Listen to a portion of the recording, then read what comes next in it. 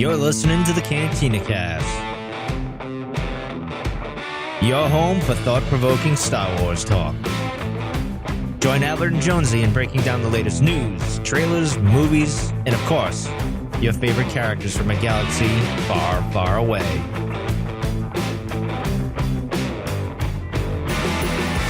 Hello, everybody, and welcome to episode 232, The Force, Part 2. My name's Albert, and as always, I am joined by Mr. Jonesy. Jonesy, welcome back, sir. Thank you very much. Good to be here. Hope you're having a great week. Yeah, it's been good. It's been busy, and we've got, we're going to jump into some news here. The solo stuff, again, we talked about it. We're only about 4 or 5 days after we just recorded 231, which is actually just came out tonight for non-Patreon subscribers. So it really there hasn't been a whole lot of time that's lapsed between when we last talked, but it seems like there's been an infinite amount of stuff released for solo again, since then as well. So, let's get into some news here. We had Donald Glover on Saturday Night Live, and we're going to start with this, and we're not going to get too much into it because it kind of, some of the content that they were talking about, in the skit that he did, as Lando Calrissian, borders some sensitive stuff. So, but I thought we could talk about this just because.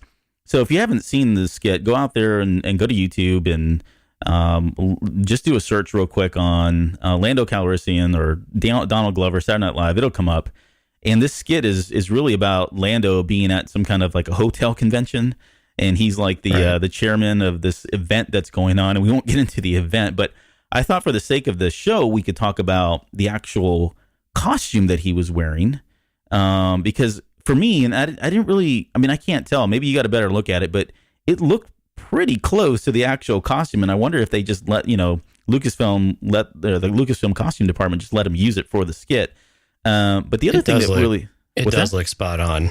Yeah, the scarf and the colors, and he comes out and he's got this like purple frosty beverage that's like, it was smoking. It reminded me of the old Prince skits that Dave Chappelle would do, where he just had all the smoke on. Yeah, that was the imagery I got. Yeah, I didn't even think about that, but yeah, you're right. But yeah, so he comes out on stage, and so immediately, you've got the look, right? And he, we've already talked about that a million times. He totally nails the look. He looks like Billy D. Williams.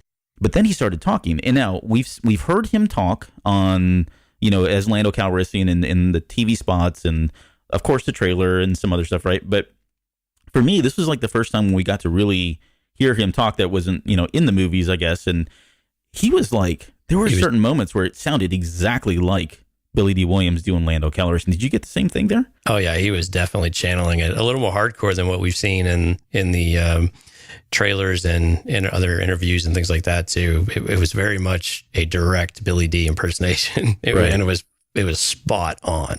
Yeah, he comes out. He's got it's the voice, right? The inflection, right? There's a purpose in the way he's just kind of carrying himself. Mr. Suave, Colt 45 kind of commercial vibe that was going on there. And the alien lady joke was so awkwardly funny. Yeah, right, about the parts. Yeah. Oh my goodness, it was so awkward. It was pretty awkward. But so anyways, you guys got to watch the skit. It's actually really good. But so the other thing was, I guess after having watched that, I'm like, okay, that's, and not that I had any doubt, but that character I think is in pretty darn good hands right now, given what we saw just from that piece. And yeah, it's a Saturday Night Live skit, and I get it, right? But it was pretty good. I was pretty impressed with it. And then we also got Kenan Thompson as Saw Gerrera, which I think he's done before, if I'm not mistaken. There was another episode where I think he was reprising this role, and but yeah, he was, and again, pretty good Saw Gerrera. And the costume was just really, really good. Yeah, right. It's like either they've got an amazing costuming department, which I'm sure they do, but man, it looked like it was straight out of Lucasfilm. Maybe it was. Maybe it was. I don't know. That'd be really cool. Maybe we'll dig into that a little bit later or something. But yeah, so all good things there. We're pretty happy with obviously his performance, and like I said, I think the character's going to be well intact, and I'm almost starting to worry that he's really going to overshadow a lot of the other characters in this movie. And I don't know if that's a good thing or a bad thing. You want balance. So I just really hope they're going to be able to balance it out, or the other guys are going to be able to balance that out a little bit. Yeah, it really goes back to, what does that interaction look like? How do they play off one another to where one doesn't overshadow another one, or they really have this integration with each other, and that really good dissonance you can get sometimes. That's more of a, a good healthy imbalance sometimes. So, we'll get on that especially as we get into the next few episodes down the road as we start the final hype train for Solo. Oh, I see what you did there. Hype train. There's a train in Solo, right? Oh, there is? Oh my goodness. Let me get my Mac boots out. So the other next thing we got is Ron Howard did a Twitter Q&A, which I got really excited for when I heard about it, and I actually didn't get to watch it, live, or even just shortly after it was recorded. I was like, okay, well, I'm gonna have to. There was too much going on at work, and I thought, okay, I'll table that, come to it a little bit later, and I'll really get the good, juicy bits. And it was just kind of like it was all right. There was nothing breaking in there. Most of it was pretty much fluff, and it was all good stuff. But it was cool to see Ron Howard, and talk about this stuff and all that. Did you get anything out of there? Anything that stood out for me from the questions that were asked? I think it was only like 6 or 7. Is that right? Yeah, something like that. There were a couple. There was one where I think it was a lady asked, if I've never seen Star Wars, can I watch this movie? And I thought that was kind of an interesting one for him to answer. And of course, he said that you don't have to know anything about Star Wars in order to come in here and enjoy this movie. So, which I think is a really good thing for the popularity of the show, or for not being restricted just to geeks and nerds kind of thing. And anybody, the whole family can go and enjoy it and pick up, not knowing really anything about Star Wars. And if you do know something about Star Wars, you get the Easter eggs, right? You get the extra stuff that mean a little bit more if you know more. And so I think that's a great thing. And that's what this movie really can do. But that was an interesting one. And quite honestly, I'm excited to hear what Chewbacca's theme is from John Powell. So clearly John Williams is doing the Han's theme, but now Chewbacca will finally get the due that he has deserved for a long time and get his own theme song. Yeah, I think that's probably long overdue. So just real quick, I'll go off script just a little bit and put you on the spot for a question, though. So John Powell, I think this is somewhere else, said that there were I think he said there was 5 other themes. 5 themes, right? Right, that he had come up with. So if you were a betting man, if you had to just kind of, and some of these are probably obvious, but what do you think some of the other 4 would be apart from Chewie? Kira is pretty much a guarantee, I think, just because it seems like she'll have something unique to her. Lando, I think Lando is pretty much a guarantee as well. Yeah. I'd kind of like to hear a Falcon theme. It's not really a character. Well, I say that there's a debate of whether the Falcon is its own character. I think we have one in Force Awakens soundtrack, if I'm not mistaken. Do we? Oh, I'll have to reread. I don't read the track listings all that closely for whatever reason, except they're the ones I want to go back to over and over. So how many is that? That's 3 or 4. And I don't know. Does Beckett need one? Not really. Does Val need one? We don't know. Aside from that, maybe we have one for the bad guys. You have kind of a bad guy theme for either Enfys Nest or for, what's his name? Voss? Dryden Voss. Dryden Voss. Yep. So maybe for one of those. How about you? Yeah. Am I missing one? No. Well, I don't know, but I had what you want to see. I want to see. So I had Chewie, which that would be. I actually wrote that down before you had that on there. But so Chewie's, we know that one. Lando, I think that's probably a given.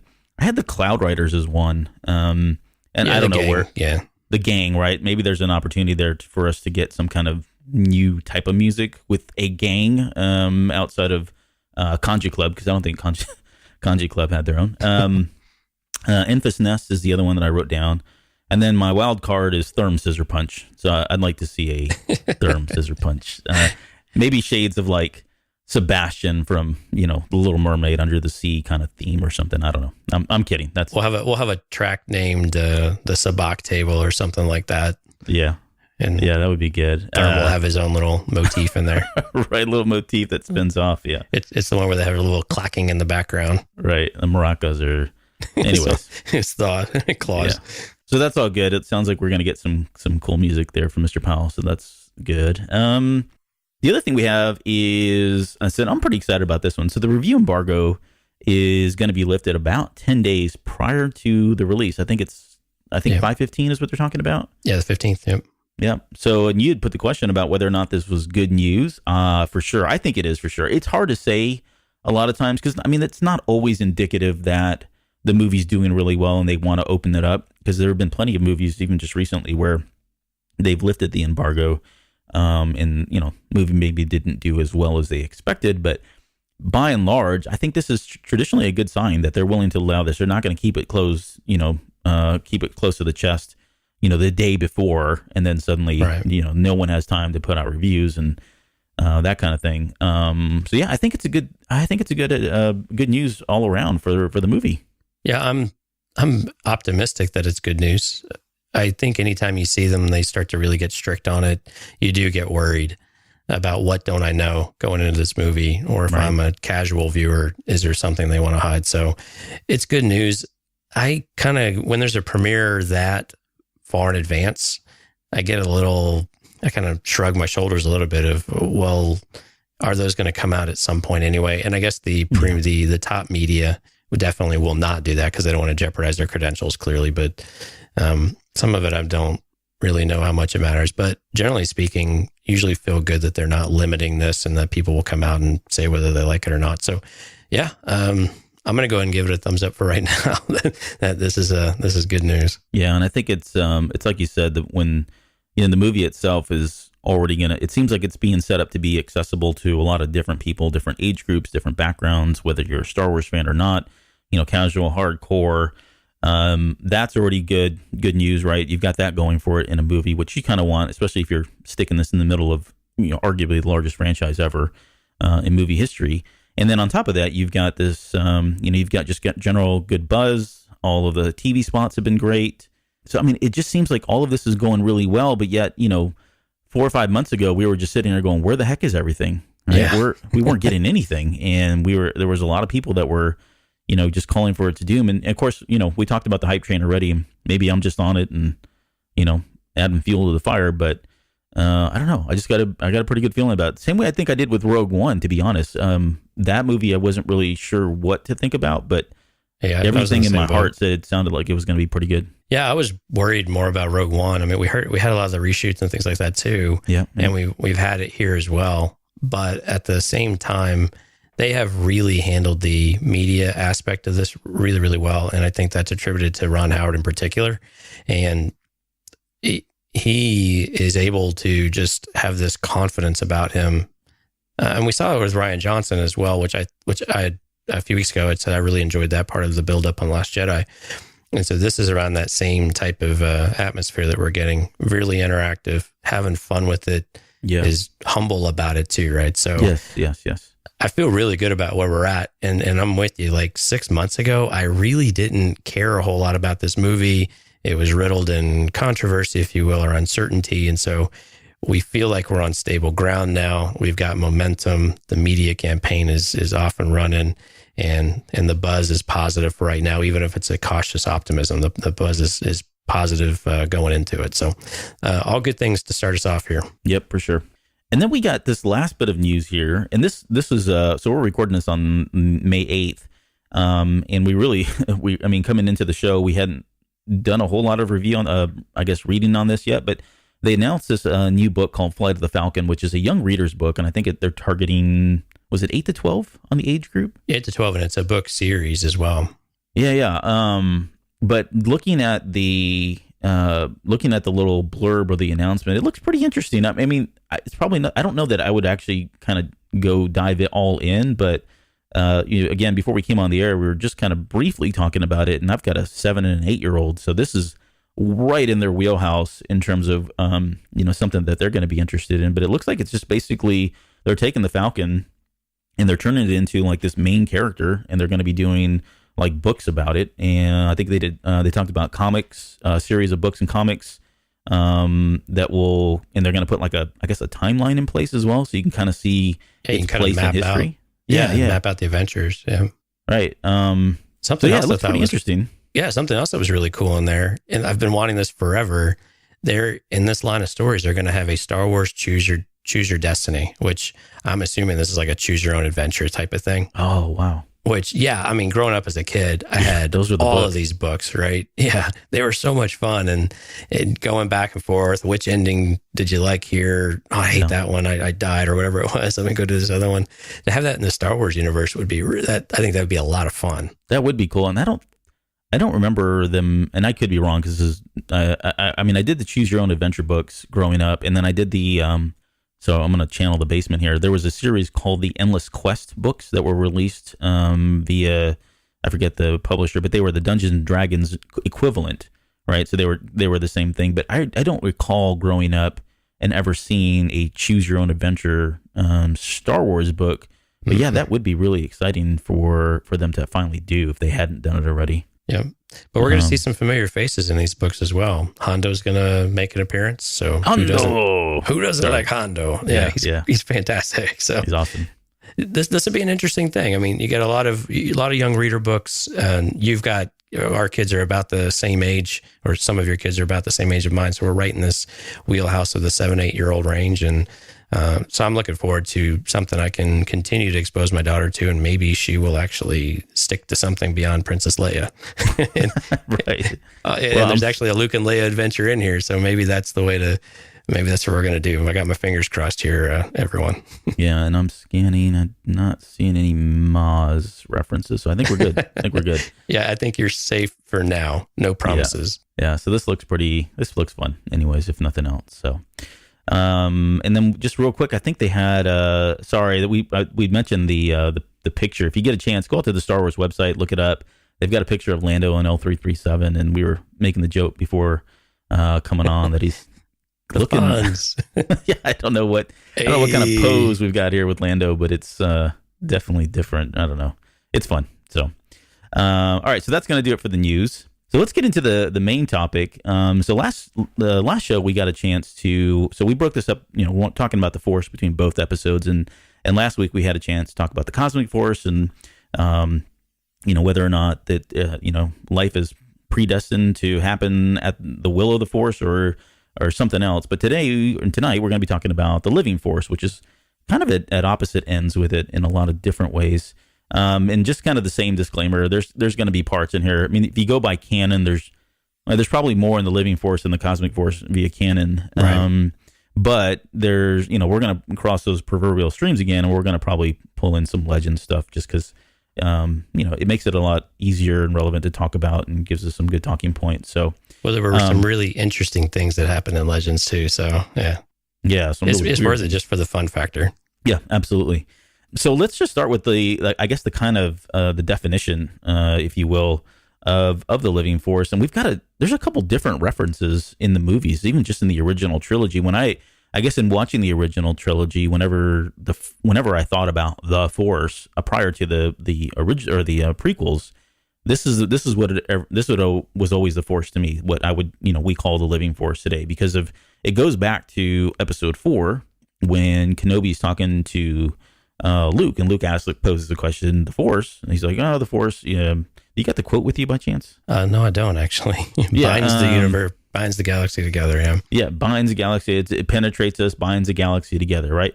That was the created first, by all living things. Yeah. Yep, that was the first definition. Yeah, all living things. So there we go. So sorry, that's probably, I kind of skipped over that part, and that's probably the most important part with regards to the Living Force. And then we get a little bit later. We get more of this in a lot of different ways, and go straight to like the Clone Wars. They explore this heavily in a lot of the different episodes. Right. But so let me just, I guess, pause right there. Any just kind of opening thoughts about the Living Force, and I guess where you remember that coming in, at least from a canon perspective. The one that I always come back to is Yoda. And the way that he explained it at Empire. When Obi-Wan explained it in A New Hope, I was still pretty young at the time watching these movies, and it just seemed a bit superfluous to me. I didn't connect with it as much until I actually had this emotional and spiritual connection that Yoda sensed, and some of that is attributed to Frank Oz and his performance with the Yoda puppet, because the way that he voiced the character and just the looking around was just this really powerful connection with it, talking about, it's not the crude matter that makes us up. It's everything around us. It's everything inside of us. Even the seemingly inanimate objects, it's flowing through all of us and everything.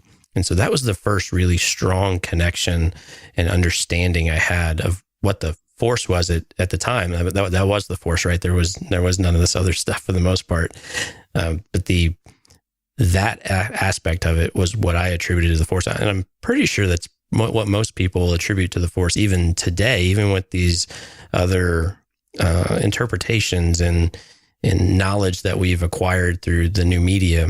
We still keep coming back to how Yoda viewed it. And we talked a little bit last week about even how his views seem to have evolved. But that's where I come back to. So which one really spoke to you, though? Which one did you start to gravitate towards from early on? I would, honestly, it's the same as you, really. It is that scene, with Yoda. And there's a lot of things that there were a lot of things that really... when I think about the Force, right, it's more than just, it was in the original trilogy. I'll probably go a little bit, I'm going to go into a little bit more about that scene because it really was the setting, the color, the lighting, and I'm not kidding here. If it's very different. It's very different than a lot of things that we had seen in Star Wars, and really there wasn't a whole lot prior to that. Okay, I'll give you that. However, it was the puppet, it was the eyes. Even when Frank Oz has got that, when he's got that puppet looking around, his head's turning one way, his eyes are going the other way. I mean, you're looking around too, like, holy crap, it is kind of all around us, right? Right. And that was our first that was our first exposure really to just what is the Force. We knew it from A New Hope, in that, okay, Jedi, he's got a lightsaber, he's got the Jedi mind trick. We knew that one. That's kind of cool. Okay, it probably helped, Luke with the firing the torpedoes and all that. But then this is all of a sudden in that particular scene, you've got this situation where the X-Wing has gone into the Dagobah swamp, and Yoda starts in on the whole thing about judging by my size. Already that's kind of intriguing. Like, so size matters not. He goes into that, and he's telling Luke to feel the Force around him, and that it and like you said earlier, it creates us, it makes it grow, it creates it. Life creates it, makes it grow. The luminous beings, not this crude matter kind of thing. That was really, it was just very eye-opening. It was very spiritual in a lot of different ways, and it really stuck to a lot of people. I mean, this was our first, like, really, I think, heavy, substantial bit about the Force, and we got a lot more and a lot of different other things. But then just that whole scene where he lifts it out, and it all ends with that last line of Luke saying, I can't believe it, and Yoda firing back immediately, that is why you fail, right? Right. That whole scene, beginning to end, is just like some great, great cinema. Sorry, you're going to say something? Yeah, and the way that we saw it flashback to A New Hope, and Han explaining it in his eyes of it's basically a bunch of parlor tricks. And really, if we view a little bit of it, aside from Obi-Wan's sacrifice, it kind of, you can see where he comes to that conclusion. If he's seen a lot, and I'm assuming that he's probably not seen a lot, but maybe a little, or heard in stories of it, basically, kind of like we see in the sequel trilogy now. But yeah, you can see where the parlor trick side of it, or just these, wacky ways of doing things. Yeah. You could see why some people would view it as that. It's just this power you can manipulate and control, and there's nothing really else to it. There's no gravitas to it. It's just, I can, pick things up and throw them. It's just picking up rocks, right? And moving rocks. Whereas Yoda, while he does those things, you start to see, especially the cave sequence, you start to see this evolution of where we're actually at with the Force and what it means, like at a deeper level. And Empire, of course, just did that so well, probably better than any other movie we've experienced. So it was just a fantastic way of seeing that, and really took us from what we saw in episode 4 and just blew our minds with, no, this is really what this is starting to mean. And I've got a quote from Qui-Gon, because, Qui-Gon was always known as, very much, very like a student of the living Force, right? And I got a quick quote here. It says, all energy from the living Force, from all things that have ever lived, feeds into the cosmic Force, binding everything and communicating to us through the midichlorians. Because of this, I can speak to you now. And so this is when he was communicating with Yoda in the Clone Wars. Yeah. Clone Wars. Thank you. In those last episodes, and we kind of touched on those. And so I'll plug those just really quick. If you hadn't had a chance to watch those last missions or the last episodes, there's a lot of good, great content in there, especially if you're really into the Force and some of the aspects there. But so I think one of the things that we wanted to kind of go into at this point was really just to kind of talk about, if the living force is different, very much different in terms of like the compared to the cosmic force. And I'm always one of the quotes that stands out to me is from the Phantom Menace, where very beginning, right, where Obi-Wan and Qui-Gon are talking about the living force and versus, he tells what Master Yoda says, I need to be focused on the future, right? And Qui-Gon says, but not at the cost of the living force, right? Right. So staying not in at that the moment. Expense of, right, not at the expense of the moment. Yeah. Right. So that was one of those things where this was the I guess one of the first introductions to, and we didn't probably get it in the Phantom Menace, right? We probably didn't pick up on that the very first viewing of that. But it would tend to play a huge role in the whole dichotomy of cosmic versus living. But they're at odds with one another because again, with the cosmic force, that is your destiny. You have no will, whereas the living force is really all about the moment. And when you think about living in that moment, that seems to be more kind of like a dark side kind of thing, and not a tendency. I won't go so far as to call it a tendency, but it just seems like the dark side would be more in tune with the living force as opposed to the cosmic force. Would you agree to that, or do you got maybe like different thoughts there? It's the line that you want to cross. So it's how far do you take it before the temptation overtakes you. So I think what Qui-Gon was really getting towards was you can it doesn't matter what you choose, live in the moment. So use your instincts, trust yourself, and by extension, trust the Force as well, right? So the concept of the living force doesn't necessarily completely contradict the cosmic force and a will of the Force, if you want to go that far. But it's the trust that what you're doing is in line with what needs to be done. And so what you're doing fits within the mold or fits within what the Force is willing, if you want to subscribe to that theory.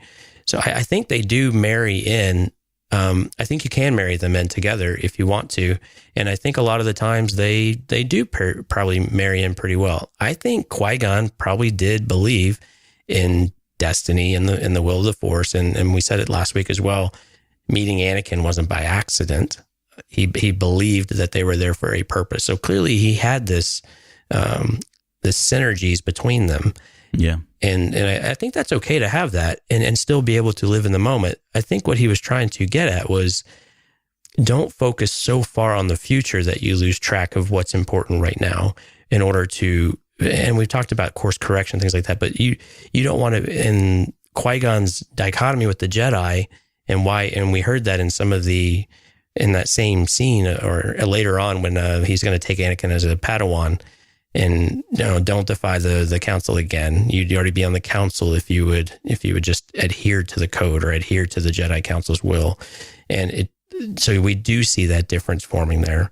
But that was more, I think Qui-Gon was more upset with the idea that they are just so focused on the future, needing to see it in order to understand how to act. And you just need to trust in yourself that what you're doing is the right path.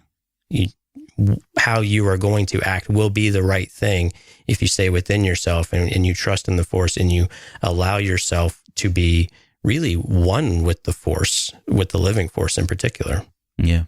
And that theme of trusting in yourself, you kind of touched on it there. I mean, it almost speaks to just kind of a natural instinct and being able to kind of to do that, I guess. But you wrote in here also that, one of the main themes that we've got in Star Wars is just not dwelling on the past, right? Any more than you would dwell on the future. And we've got somebody like Kylo Ren who just seems to be completely all consumed, absorbed. It's it's really taken over him. And that's really all he is focused on. He's defined by the past. And a lot of it is he's defined by a past that he really didn't have a hand in. It's just his legacy and the Skywalkers and all of that. And you've got conversely, you've got people not looking into the future, like Luke. He had the always looking into the future. Yeah. I'm sorry, always looking in the future, right?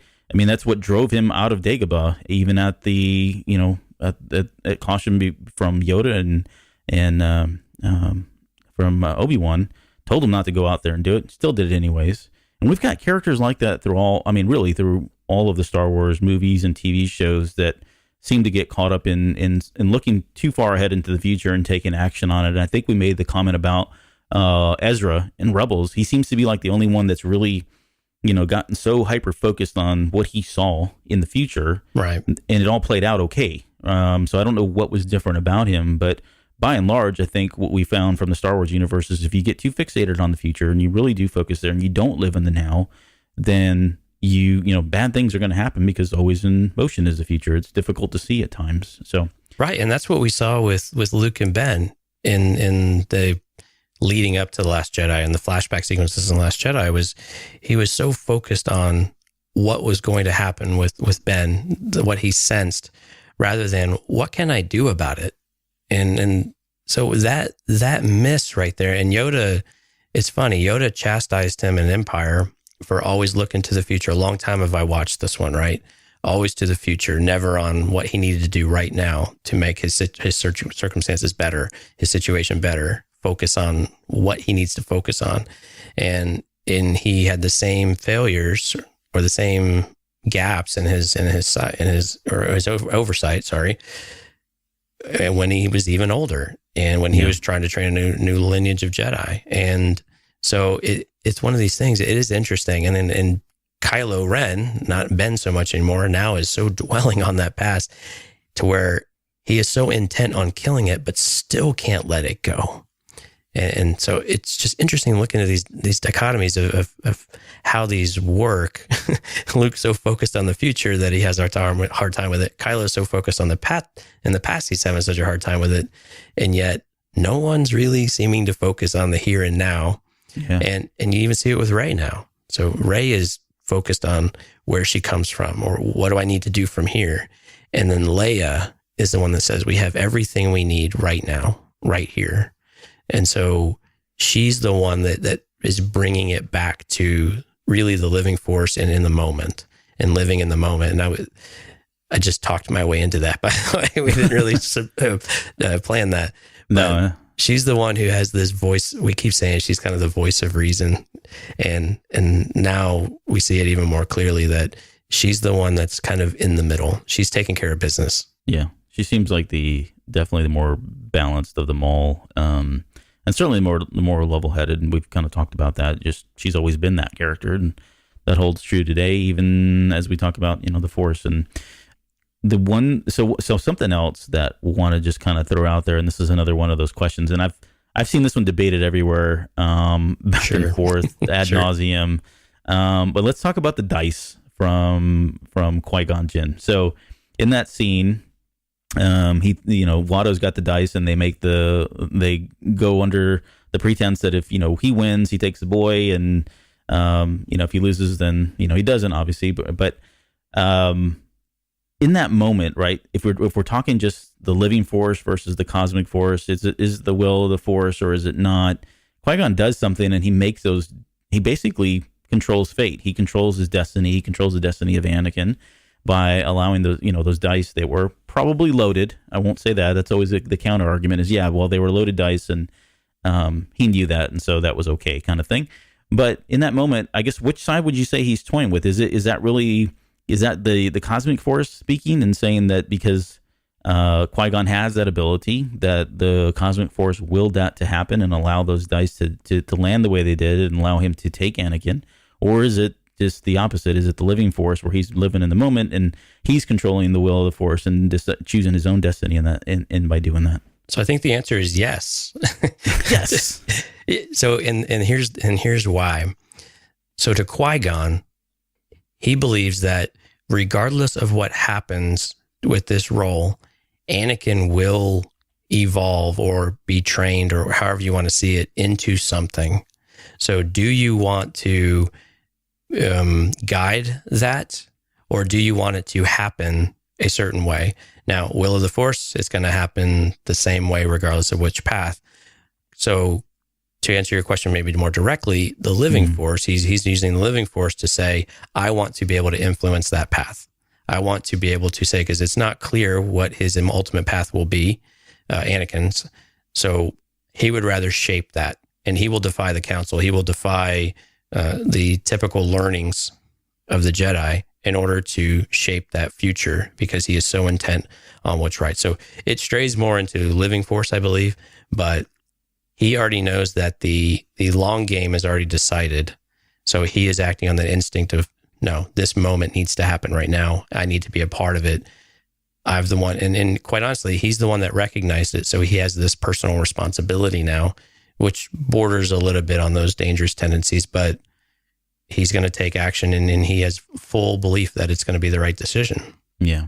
Yeah. And we get shades of that with Qui-Gon. He seems to be, he's always, you ask a lot of people what their favorite Jedi is, and he comes up quite a bit as being one of the favorites because of his roguish characteristics and his build. He kind of does go against the grain. He tends to seem like he toy on the side of a danger here and there from time to time. But he's the purest manifestation of the Jedi, I think. If you're looking to see what the intent was of being self-contained, acting in what you believe is the best interest, but also in the best interest of the Force and following this guiding force, he is the one who probably has the truest embodiment of what the Force is trying to accomplish and what the Force is.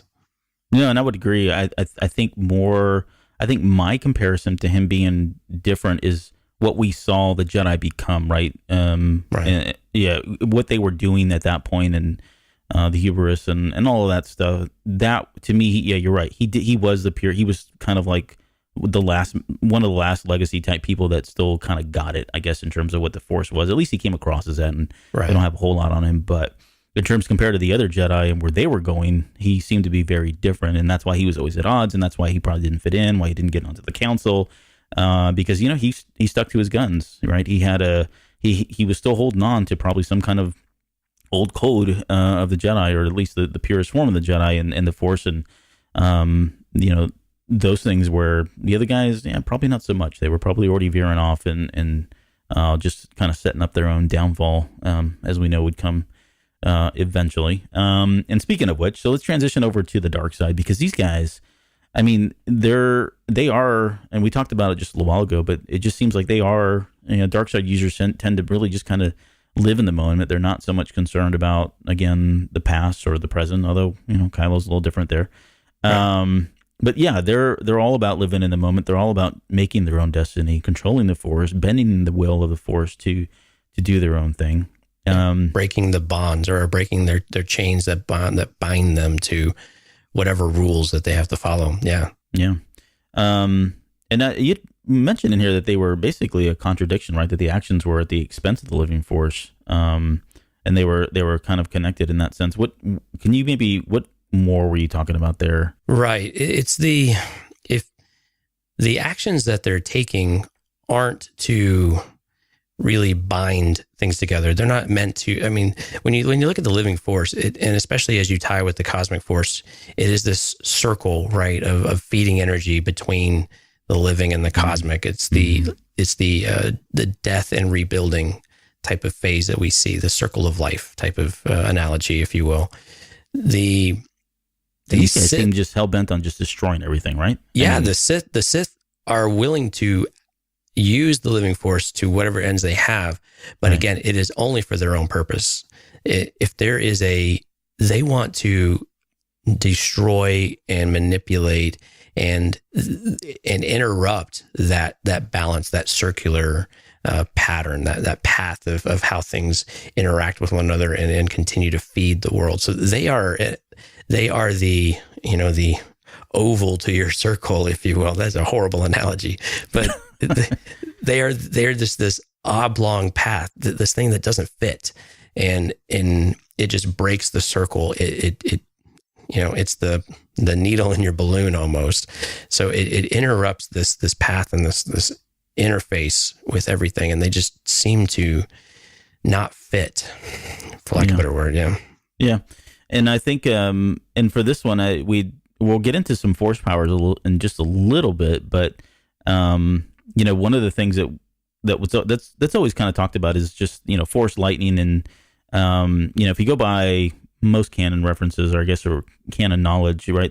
The Jedi were never able to really do this. I think there's some Legends examples of something very similar, right? But in canon, that was just always, kind of off guard or off guard. They weren't allowed to do it, basically.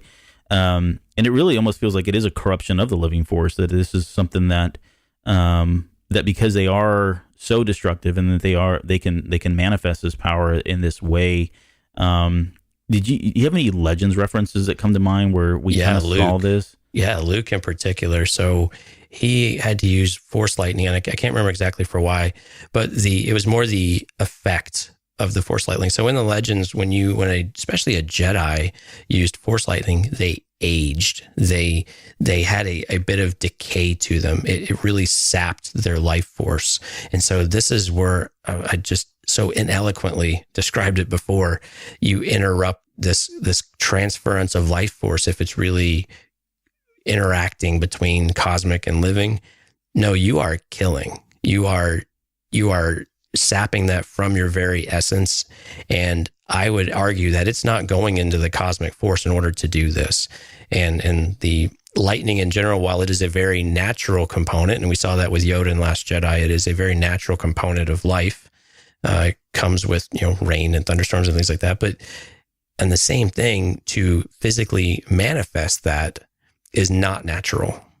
And the cost of doing that, especially for Jedi, and I believe they said it for Sith too, but Sith used all these other things to counterbalance that. And the Jedi did not. And so that's where I think it really is this corruption of the living force and really the interruption of the cosmic force, the deprivation of the cosmic force. Yeah, and I think, obviously the one scene that comes up, and I honestly don't know if this has ever been defended, and so you guys can yell at the radio or your podcast, your phone or whatever you're listening to if I get this wrong, but did they ever really come out and definitively say whether or not Palpatine looked the way he did because of the Force lightning? To your point, right, when all that Force lightning was going on, somewhere somebody was getting an effect and it was him.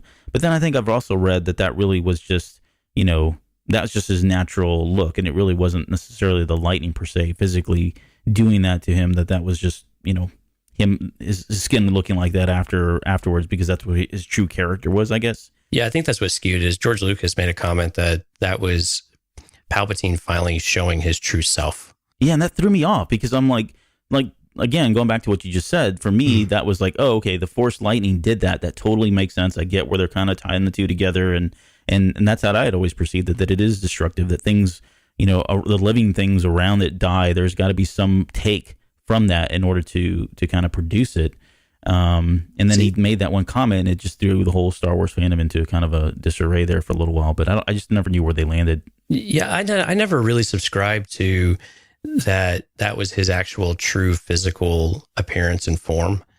I really did view it that the Force lightning, he had so much power that he was channeling into Windu. And we also remember he had to sell Anakin that he was in peril. And so how best to do that than to let this deform you? Now, we have seen where Force lightning does not deform people. It didn't deform Windu, didn't deform Luke, didn't deform Anakin. So we've got a lot of this where it doesn't have that effect on you. Itself. Right. So there's a valid argument that Palpatine did something else in order to effect that cost on his physical form. I never really bought into that that was his true physical form in the beginning, because I believe it's fairly well documented that he is human. And in the canon world, we don't have a lot of Force healing abilities. Yeah, no, that's true. In fact, I'm trying to think now, no, not really. I mean, it's never, in Legends, there's plenty of it. In Legends, there's a lot. Yeah. Yep. But in canon, I can't think of much, right, if anything. I mean, there was one, the only reference, and this is not canon, but there was a long time ago in the old 1987 role-playing game by West End Games. There's a section in there where it's talking about the Force powers, and it talks about how when Dak is, the snowspeeder goes down, and there's a moment in there where Luke kind of preserves his life, and they tell you this little quick story to kind of set you up to kind of understand that that's how Force healing works. And I'd always walked away with that Again, this is before really Legends existed, because again, this is 87, I think. Right. Before we started getting things organized. Right. Before we got our crap together here. But yeah, that was like the only thing that I could even remember back then that we had in terms of what was, I didn't know that. Healing. You've educated me today. I appreciate it. I've learned my one thing. No, thank Pablo Hidalgo, because he was one of the people that put that together. So we love you, Pablo. Thank you. Yeah, we love you, buddy. All right, so let's get into, we got just like one or two more topics here before we call it, but the Unifying Force. So you had a really great section, what was a link to a particular book that I had forgotten all about, to be quite frank. And it's one of these where Luke gets together and he addresses the Jedi Order, and he kind of brings all this together and talks about harmony and that kind of thing. But you want to maybe just talk real quick about that? Sure. This was in the New Jedi Order Unifying Force book. So this was the last book in that series. And so at the conclusion of the book, Luke gathers all of the Jedi to Zenoma Seacot, and he has this announcement about where they're at with the Force and generally what the Order's path is going to be. And you hit it on the head. They're going to adopt this mentality or he is now convinced that the Force isn't divided into light and dark. It is all part of the same unifying body.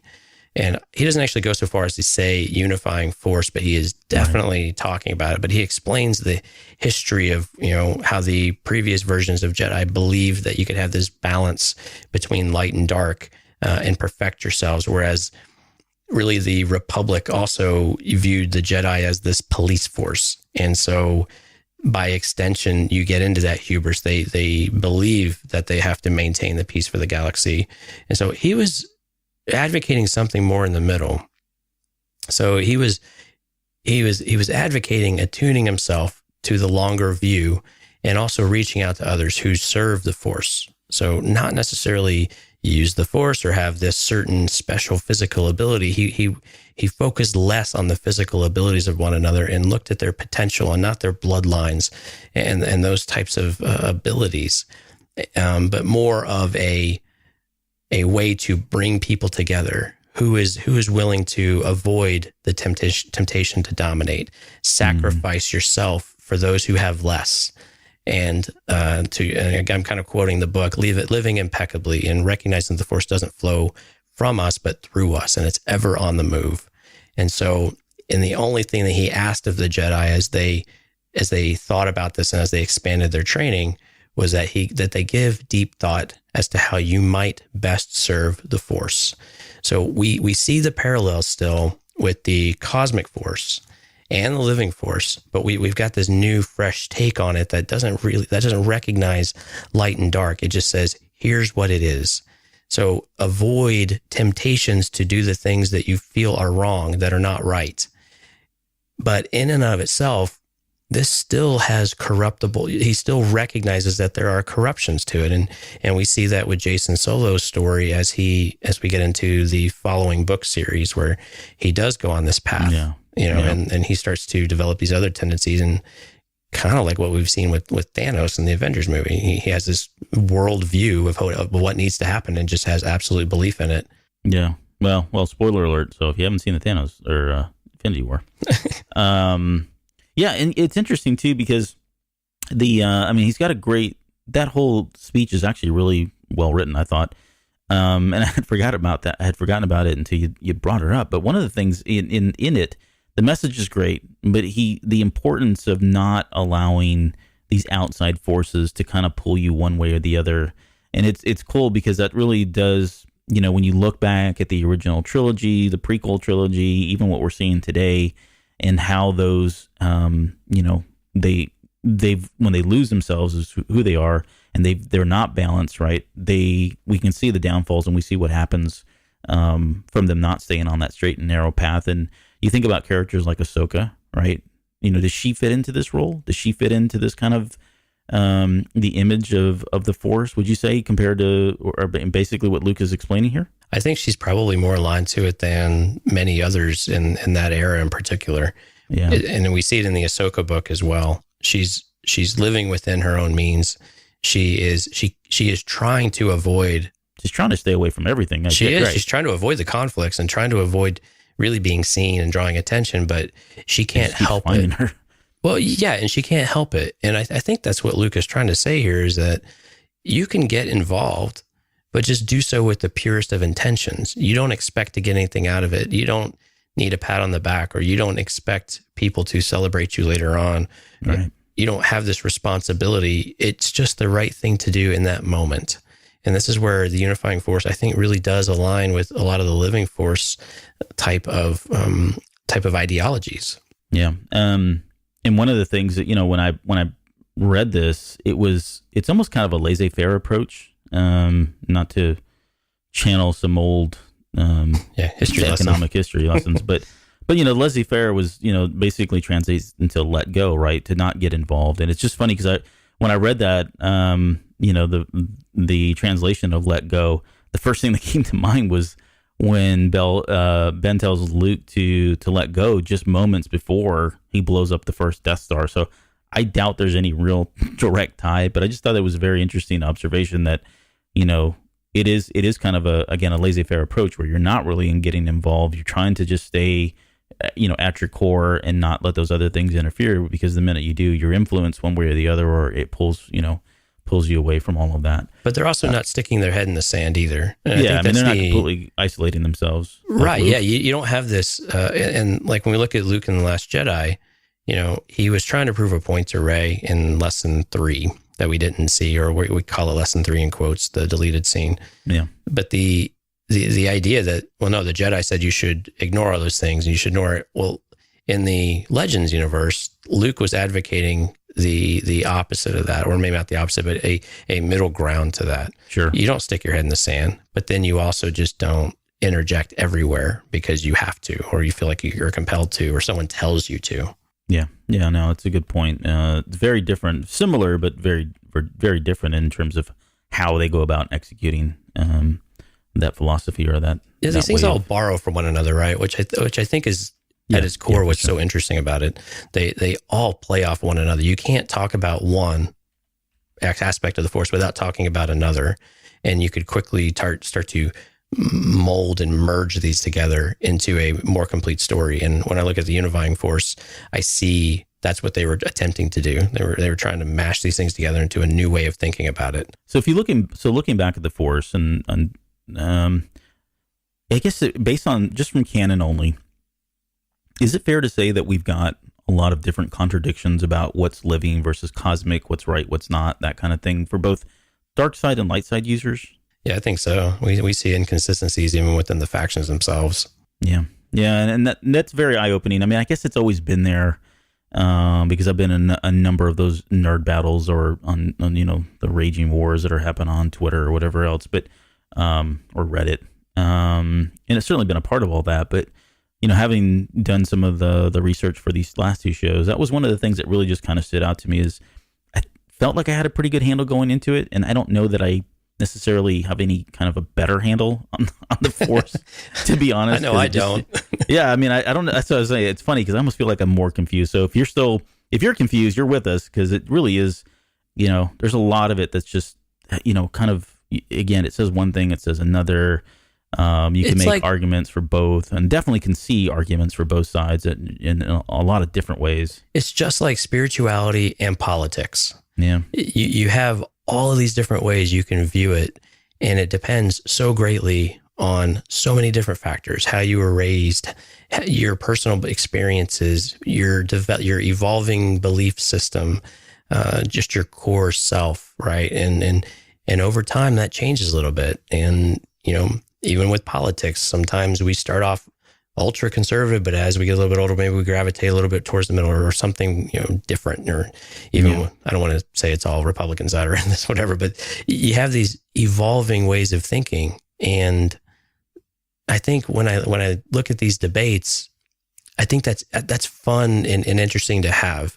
And I think it's okay that we don't have all the answers. We don't know the answers. I don't know that I want all the answers. Do you? No, no, not really.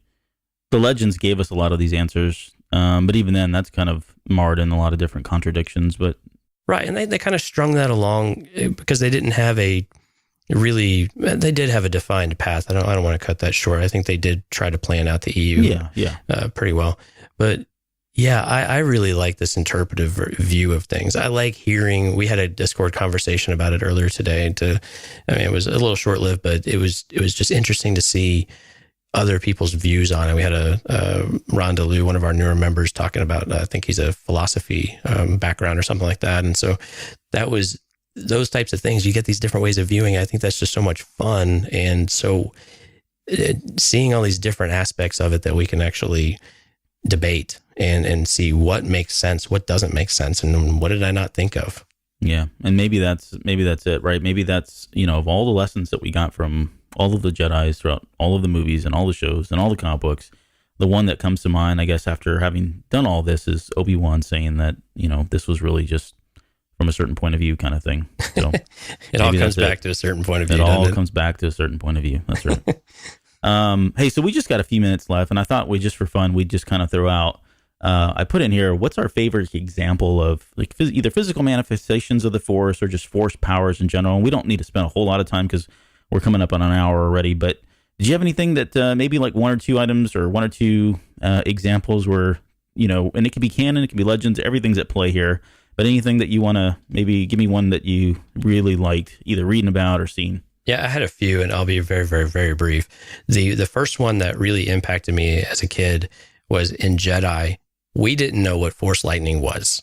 And when Palpatine did Force lightning for that first time, I didn't really feel like Luke was in all that much danger until that happened. And I was like, what is going on? Like, what? Yeah, because he couldn't do anything. He just sat there and rolled around screaming, for his dad the whole time. Completely incapacitated. Yeah. Right. And we had not seen anything like that before. We had not seen like you actually create something. I mean, we saw Vader force choking, which I think is amazing too. It's really fun and cool. But oh my goodness, blue lightning out of your fingertips, and you're killing someone. It was just like, you're joking me. Yeah. So I mean, that was probably part of it too, because we never saw Vader do it. He was our only bad guy at that time. And so how do you one up somebody like Darth Vader, right? You're not going to give him what keeps him in check. Right. Exactly. And that's got to be it. It's got to be something like that. But yeah, to your point, it was just like eye-opening that, because we just seen Luke the Jedi now, right? He just took out Jabba the Hutt and did all these amazing, wonderful things. He's super powerful. And then suddenly he just gets owned, right? He gets completely leveled by this old dude, this old crippled guy. So yeah, it was something we had never seen before. So what was one you had come up with? Man, I really there's a lot of them, and most of mine were all like from Force Unleashed or these like really extreme ones that were just like fanboy, like, yeah, I love that stuff. I didn't think about Force Unleashed. Yeah, there's lots of it there. Holy smokes. Yeah. But I don't know, I guess I was gonna do Lord of Hunger because I could talk about Darth Nihilus a lot, and he's just one of my favorites. He definitely had one because of that whole draining of the Force, and there's one moment where all these Jedi are collected on a planet, and they're all kind of talking about how to take him out. He's basically a wound in the Force. Everyone acknowledges that anywhere he goes, he's just constantly, absorbing power from them. And there's one part, there's a particular moment where he just goes and just starts absorbing all of them and wipes out every one of the Jedi on this planet.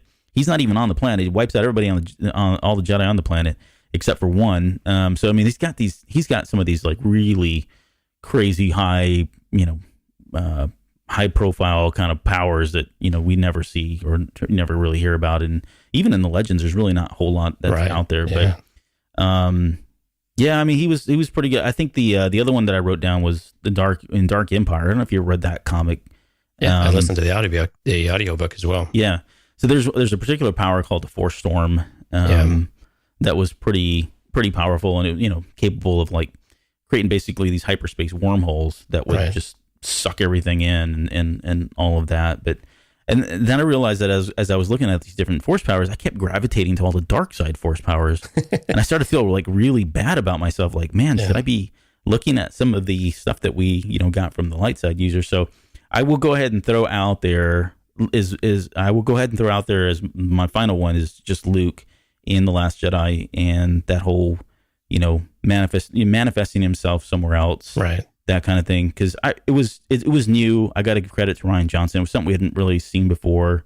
I think there was one thing in Legends that was very similar, and I forget now what it was, about somebody being able to kind of flow project walking themselves. Yeah, flow walking, I think. And yeah, that's right. Yeah.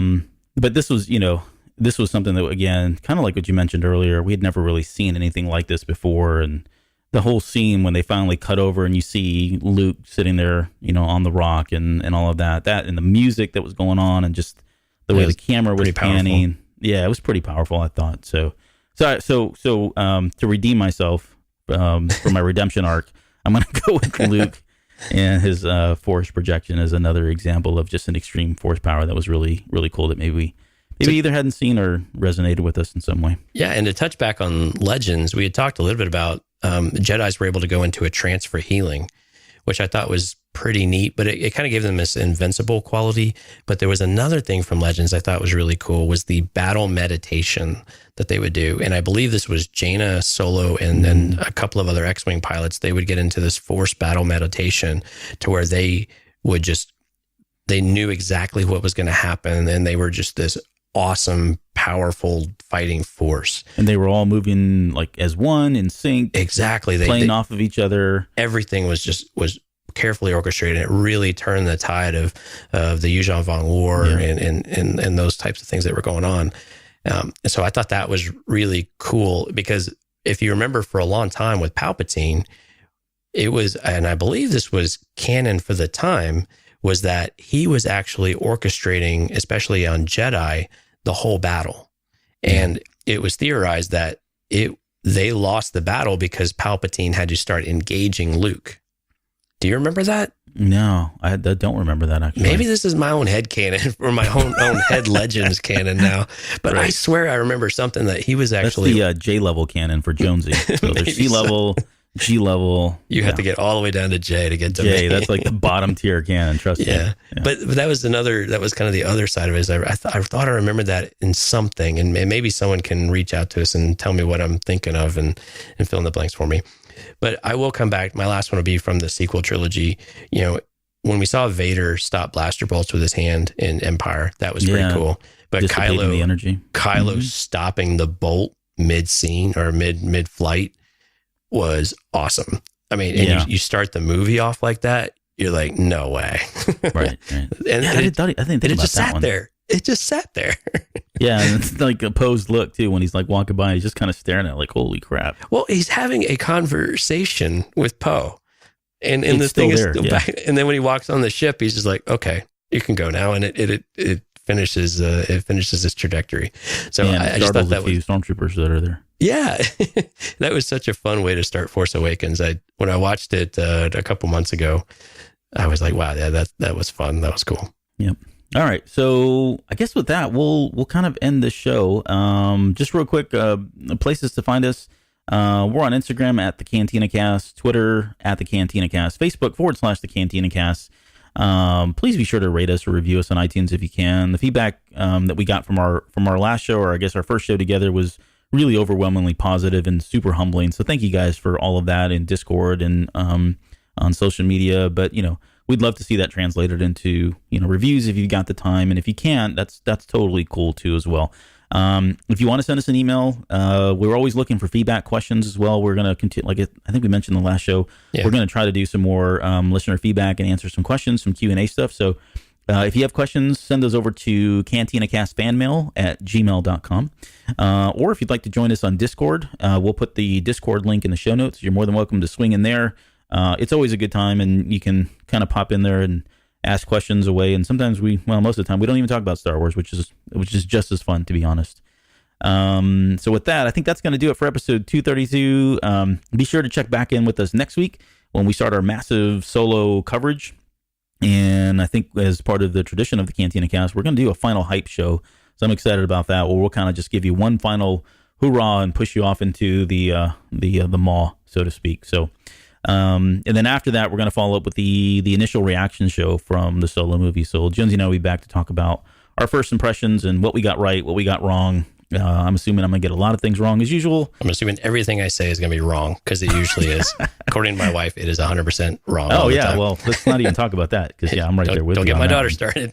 Yep. So, all right. Well, that's going to do it for us. Jonesy, any last final words? No, appreciate all the feedback. Looking forward to continuing to produce great content for you guys. So thanks for listening. Yep. And with that, we will see you guys next week. Take care.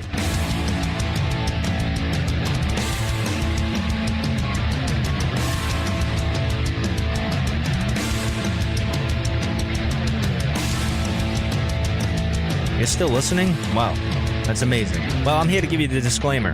Normally we do a big, long, drawn-out disclaimer thing saying what's what and who's what and all that other stuff, but I think you guys kind of know that Lucasfilm and Disney have no affiliation with us at all, and we have none with them. We talk about Star Wars, which is their property, and all that other good, fun stuff, but I think you can tell which is our stuff and which is their stuff. If you can't, well, then send a lawyer to send an email to me, and I'll be glad to chat with them. Other than that, you know what's what, so that's your disclaimer.